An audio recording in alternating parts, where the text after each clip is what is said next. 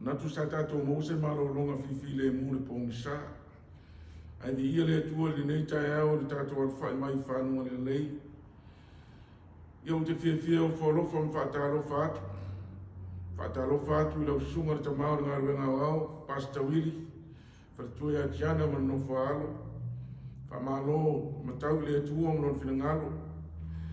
Whamalo sa imalo, whamalo le whatotoa.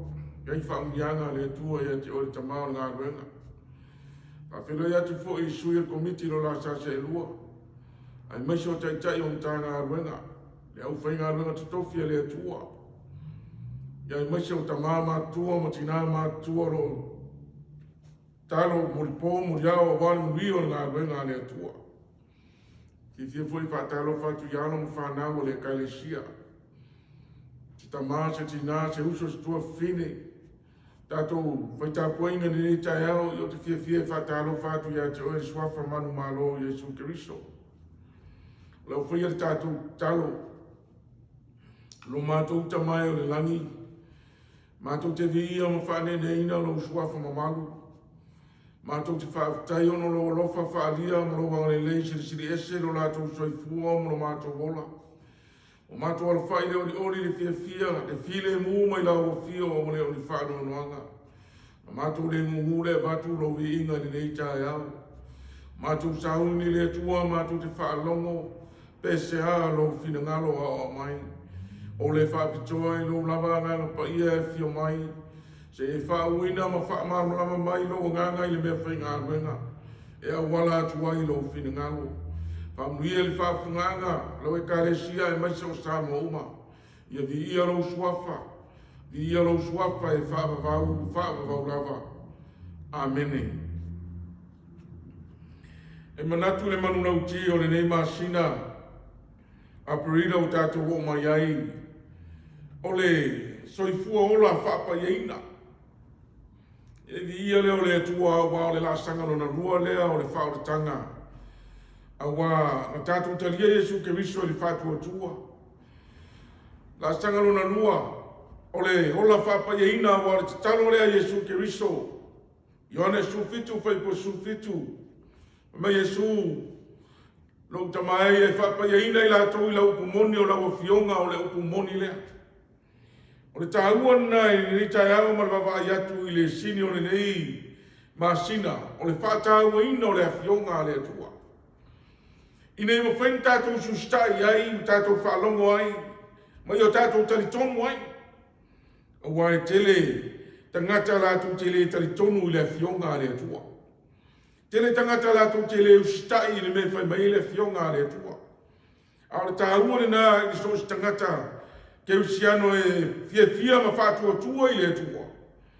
E tauna ia te ia le ustai i le me whai mai le fionga le atua. Alanga ele esele me foi mai le fionga le tua. Esele me mo mau mai ele anga pa ia. Le persona lona tolu le ai nga tua. O le taua ne na ile nei tai au. Pe tai le mau o filifilia ne nei tai au tu sama le tu si faita waso. Tu se ya kopo lon ta mo mua lon fai ko lo su martasi. Fa pelo faita wina. O le foi ala fo ia me le uma ma le anga e siri.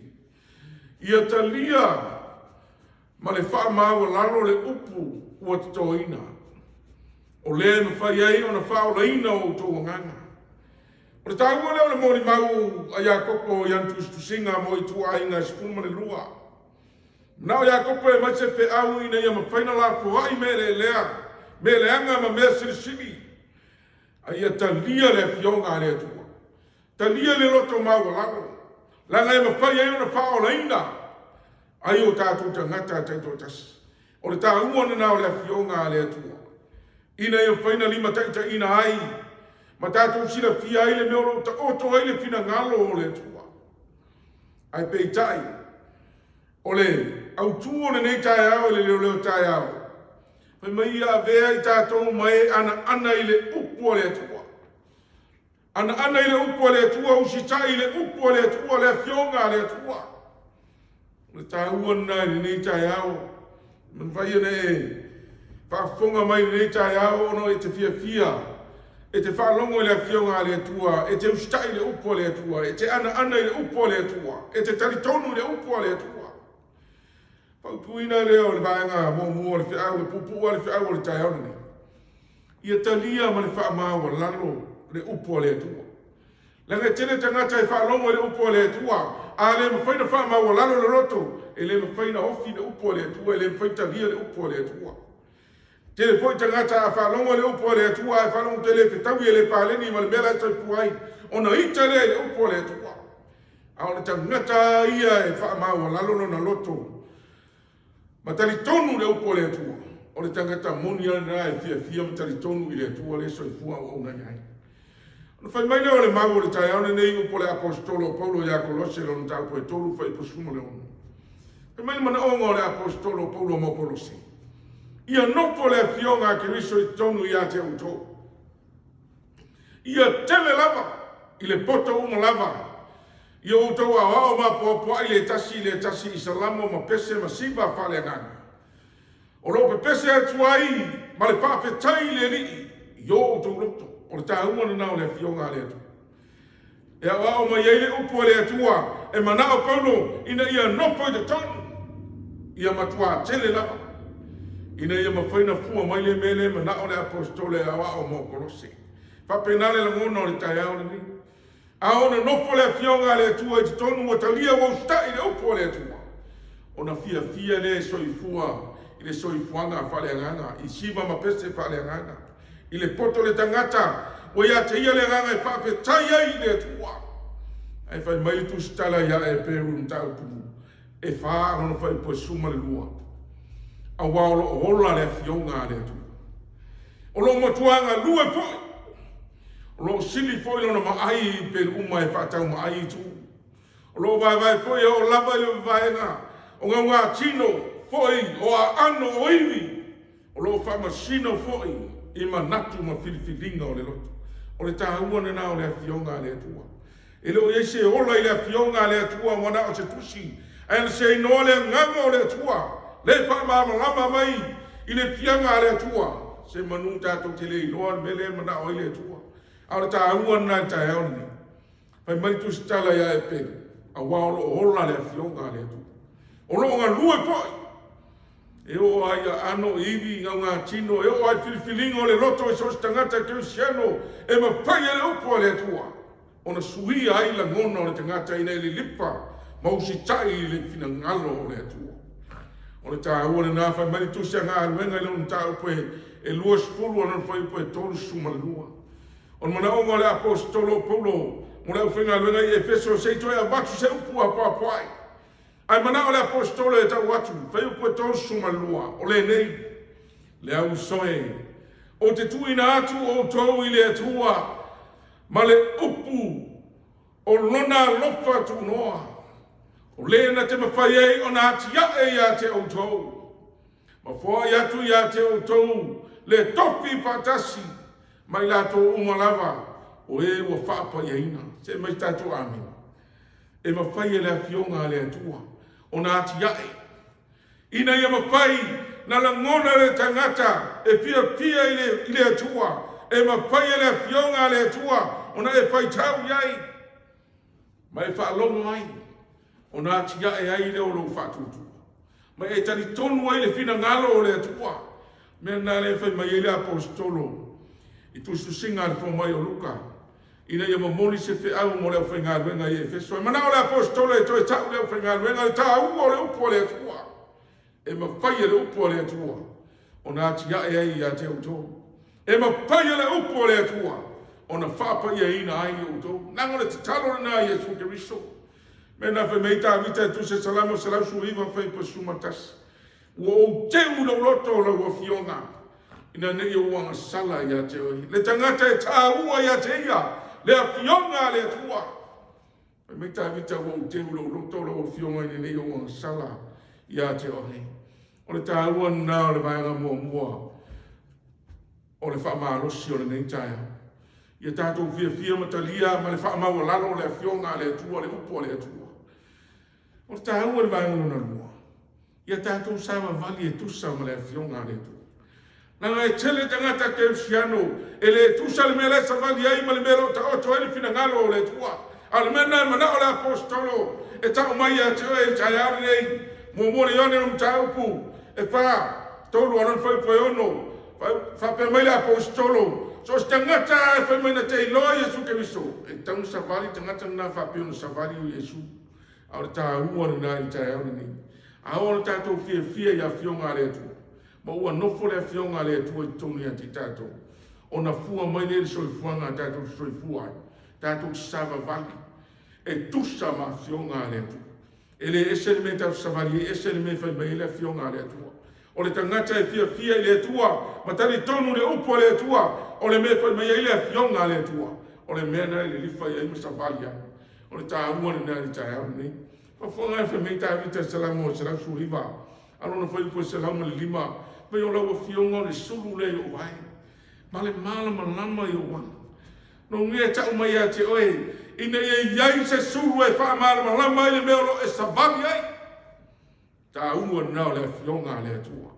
Tu se Roma mta upa su tolu, fai pa su tolu. Fai mai whamtalanga le apostolo Paulu.